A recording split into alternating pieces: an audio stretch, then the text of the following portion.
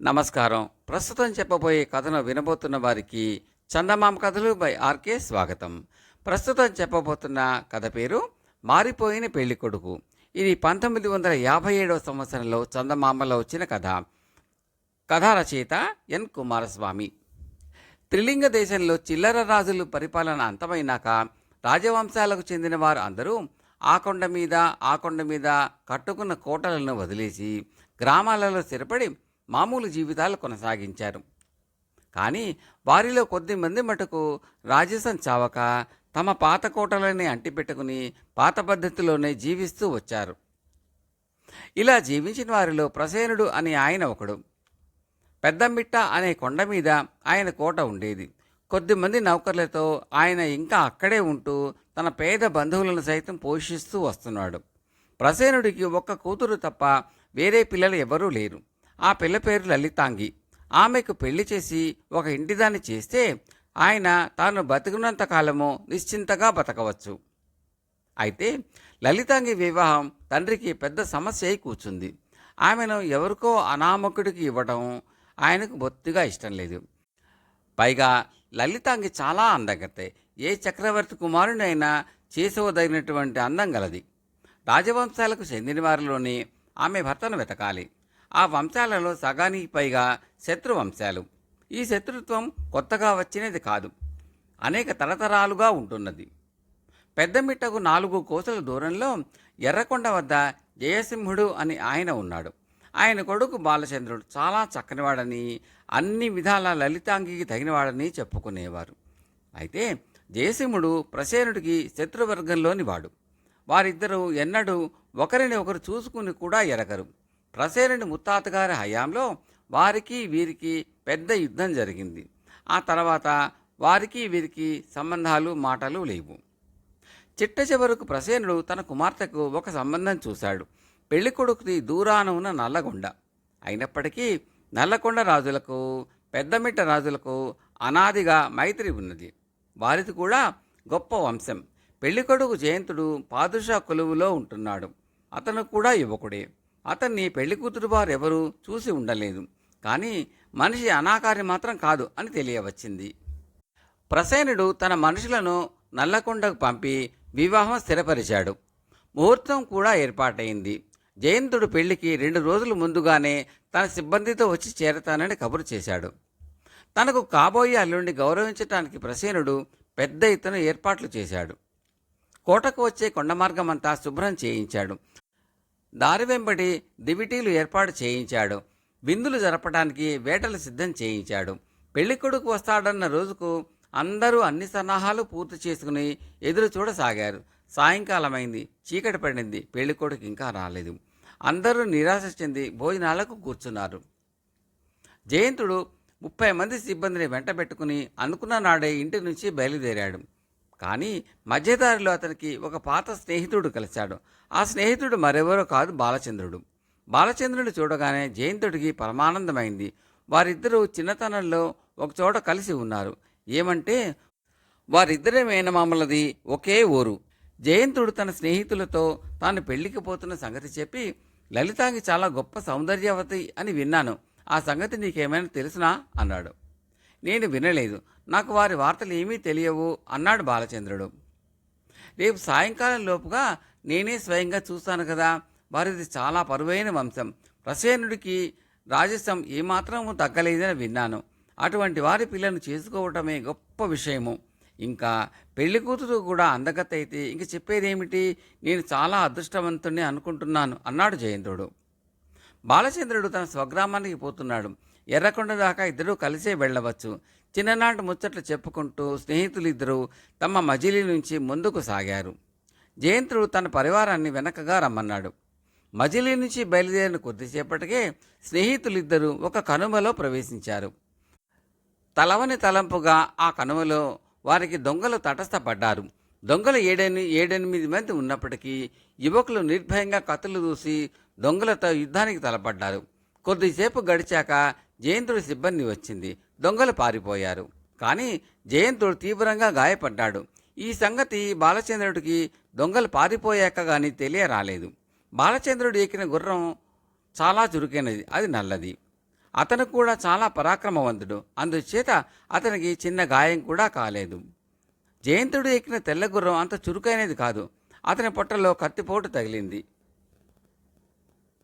బాలచంద్రుడు తన స్నేహితుడి గాయానికి కట్టుకట్టి ఒకచోట పడుకోబెట్టి వీలైన ఉపచారాలన్నీ చేశాడు. కానీ తాను ఇక బతకను అని జయంతుడికి తెలిసిపోయింది.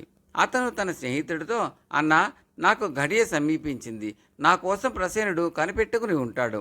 ఆయన ఎంతో పరువు మర్యాద పాటించేవాడు. నువ్వు వెంటనే బయలుదేరి పెద్దమిట్టకు వెళ్ళి ఆయనతో ఈ దుస్సంఘటన గురించి చెప్పి ఆయనకు ఆశాభంగం కలిగించినందుకు నా తరఫున క్షమాపణ వేడు. ఈ పని పూర్తి చేయకుండా వేరే ఏ పని చూడను అని నాకు మాట ఇయ్యి. నా శవాన్ని నల్లకొండకు చేర్చనవసరం లేదు. నా ఉత్తర క్రియలు ఈ కనుమలోనే జరిగేటట్టు చెయ్యి. నల్లకొండకు నా మరణ వార్త చేరితే చాలు అని చెప్పి జయంతుడు ప్రాణాలు వదిలాడు. తన స్నేహితుడి శవానికి దహనక్రియలు జరిపించి బాలచంద్రుడు తన నల్లగుర్రం మీద వేగంగా పెద్దమిట్టకు బయలుదేరాడు.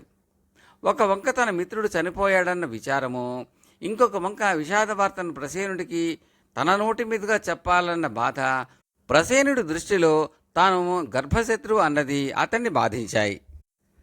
దారిలో ఎక్కడా ఆగకుండా ప్రయాణం చేసి అతను రాత్రి జాము పొద్దుపోయి పెద్దమిట్ట మీద కోటను చేరుకున్నాడు.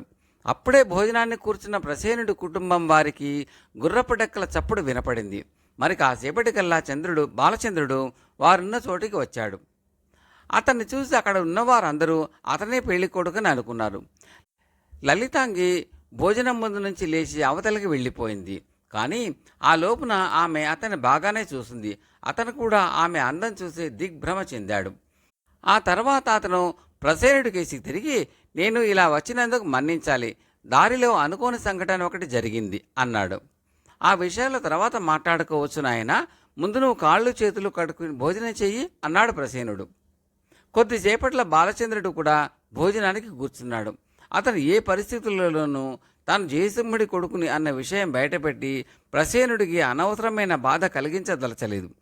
పోతే జయంతుడి మరణవార్తను మాత్రం ఏదో విధంగా బయటపెట్టి తన దారిని తాను వెళ్ళాలి. కానీ తానే జయంతుడని అక్కడి వారంతా పొరపాటు పడతారని అతను అనుకోలేదు. ఆ వారు అలా పొరపాటు పడ్డారని భోజనాల దగ్గర జరిగిన సంభాషణలో అతనికి అర్థమైంది. పెళ్ళికొడుకు అందంలో పెళ్లి కూతురికి ఏమాత్రం తీసిపోడులే అన్నారు ఒకరు. వెంటనే మరొకరు, ప్రసేనుడి అదృష్టం, ఆ పిల్ల అదృష్టం అన్నారు. బాలచంద్రుడికి ఈ మాటలు శూలాల్లాగా తగిలాయి. లలితాంగ అప్పుడే తన భార్య అయిపోయినట్టు వారంతా మాట్లాడటం అతనికి చెప్పరాని బాధ కలిగించింది. ఎందుచేతనంటే ఆమెను చూసిన క్షణంలోనే అతను ఆమెను ప్రేమించాడు. కానీ తనకు ఆమెకు వివాహం కావటం అసంభవం అని అతనికి పూర్తిగా తెలుసు.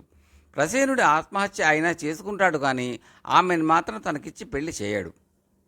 భోజనాలు ముగిశాయి. అందరూ లేచారు. బాలచంద్రుడు మెల్లిగా బయటకు జారుకున్నాడు. అతను అక్కడ లేడన్న విషయం అందరికంటే ముందుగా గమనించినవాడు ప్రసేనుడు. ఆయన గబగబా బయటికి వచ్చాడు. బయట దివిటీల వెలుగులో నల్ల గుర్రం ఎక్కి కళ్ళాలు బిగలాగా పట్టి ఎక్కడికో వెళ్ళిపోబోతూ బాలచంద్రుడు కనిపించాడు. ఇప్పుడే వచ్చి అంతలోనే ప్రయాణం ఎక్కడికి నాయనా? నీకోసం విడిది ఏర్పాటు చేశానురా అన్నాడు ప్రసేనుడు. లేదు, నేను మీకు ఒకసారి కనపడిపోదామని వచ్చాను. ఇంకా ఒక్క క్షణం ఉండటానికి కూడా ఉత్తర్వు లేదు. అసలు విషయం ఏమిటంటే, ఈ ఉదయమే దొంగలు తటస్థపడి నన్ను పొడిచి చంపేశారు. మధ్యాహ్నం లోపలే నన్ను దహనం కూడా చేసేశారు. ఈ విషయం నన్ను మీరు చెప్పనివ్వక భోజనం చేయమని నిర్బంధించారు. నాకు సెలవిప్పించండి అంటూ బాలచంద్రుడు కళ్ళాలు వదిలాడు. వెంటనే అతని నల్లగుర్రం వాయు వేగంతో కదిలి చీకటిలో అదృశ్యమైంది. ప్రసేనుడు ఈ మాటలు విని చాలాసేపటి దాకా కొయ్య బొమ్మలాగా అయిపోయాడు. ఆ తర్వాత ఆయన లోపలికి వెళ్ళి తాను విన్న మాటలు అందరికీ చెప్పాడు. అందరూ నిశ్చేష్టులైపోయారు. తాను చూసినది పెళ్ళికొడుకు దెయ్యమని వినగానే లతాంగి కంటికి మంటికి ఏకధారగా ఏడిచింది. ఎందుచేతనంటే ఆమె బాలచంద్రుడిని చూస్తూనే తన భర్తగా వరించింది. వెంట ఉన్న దాసీజనమంతా ఆమెను అభినందించారు. జయంతుడిని దొంగలు పొడిచి చంపిన వార్త, అతని దహనక్రియలు జరిగిన వార్త మర్నాడే రుజువైంది. దానితో పాటు ఆ క్రితం రాత్రి వచ్చిన అతిథి దెయ్యం అన్నది కూడా మరింత రూఢి అయింది. కొద్ది రోజులు గడిచాయి. లతాంగికి నిద్ర ఆహారాలు లేవు. ఆమె తాను చూసిన దెయ్యం కోసం తప్పించిపోతున్నది.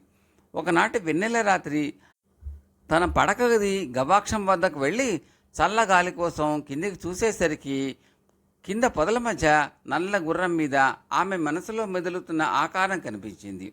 లతాంగి నోట మాట లేక అతన్ని అలాగే చూస్తూ ఉండిపోయింది. అతను ఆమెకేసి మౌనంగా చూస్తున్నాడు.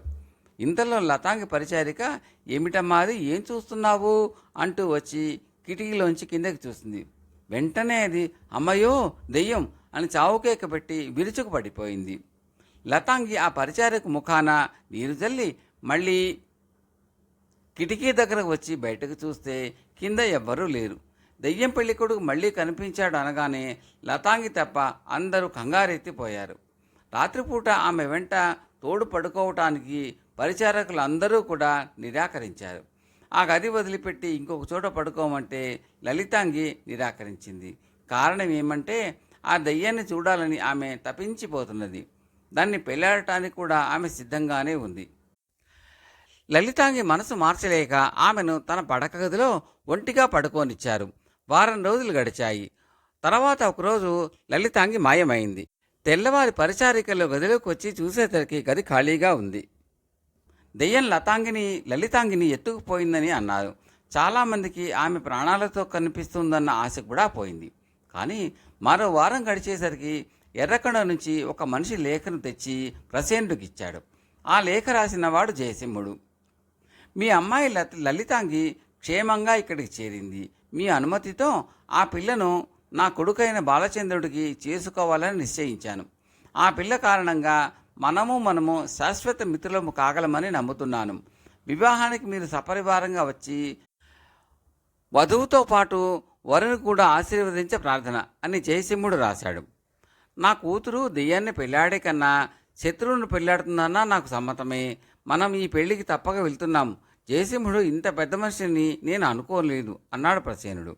ఒక మంచి ముహూర్తాన లలితాంగికి బాలచంద్రుడికి వైభవంగా వివాహం జరిగింది. కథ సమాప్తం. కథ నచ్చితే లైక్ చేయండి, షేర్ చేయండి. మరిన్ని కథల కోసం సబ్స్క్రైబ్ చేయండి, చేయించండి. Thank you.